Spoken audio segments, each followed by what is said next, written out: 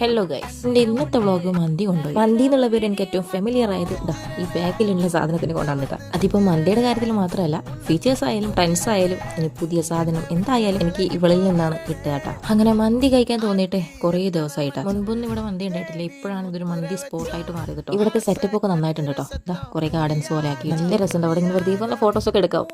നല്ല രസമുണ്ട് അവിടെ നിൽക്കാൻ. കഴിക്കാൻ പോകുന്നതൊക്കെ ഓക്കെയാണ്, പക്ഷേ ഈ കാത്തിരിപ്പാണ് സഹിക്കാൻ പറ്റാതെ. ഒരു സാധനം ട്രൈ ചെയ്ത് ഇഷ്ടമായാൽ പിന്നെ വേറെ സാധനം ഞാൻ വാങ്ങും. അൽഫാമിൽ തന്നെ പല വെറൈറ്റീസ് ഉണ്ട്, പക്ഷേ എനിക്ക് എപ്പോഴും നോർമൽ ഇഷ്ടം. രണ്ട് നോർമൽ ഒരു പെരിയാണ് കേട്ടോ നമ്മൾ വാങ്ങിയിട്ടുണ്ടായത്. ഇതായിപ്പോൾ ഇവിടെ ഒരു ഫാനായിട്ട് മാറിയിട്ടുണ്ട് കേട്ടോ. ഇതുവരെ എൻ്റെ മനസ്സിൽ മന്തി എന്ന് ഓർക്കുമ്പോൾ നമ്മളെ റഹ്മാനെ മാത്രമാണ് ഓർമ്മയുണ്ടായത്. ഫുഡിനെ പറ്റി പറയുകയാണെങ്കിൽ നല്ല ഫ്ലേവേർഡ് ആയിട്ടുള്ള റൈസുമാണ്, നല്ല ഫ്ലേവർ ആയിട്ടുള്ള അൽഫാം. മൊത്തത്തിൽ നല്ല ടേസ്റ്റ് ഉണ്ടായിരുന്നു കേട്ടോ സാധനം. മുമ്പൊക്കെ ഇവിടെ പോയാലും പൊറോട്ട ഫാനായിരുന്നു, ഇപ്പോൾ ഇവിടെ പോയാലും മന്തി ഉണ്ടെന്നാണ് ആദ്യം ചോദിക്കാറ്. നമ്മൾ കഴിക്കുന്ന സമയത്ത് തന്നെ നല്ലൊരു മഴയും കിട്ടിയേ. സൈഡായിട്ട് ഒന്ന് ചിക്കു ലൈമ് സ്പ്രൈറ്റ് ഒക്കെ പറഞ്ഞിട്ടുണ്ടായിരുന്നു കേട്ടോ.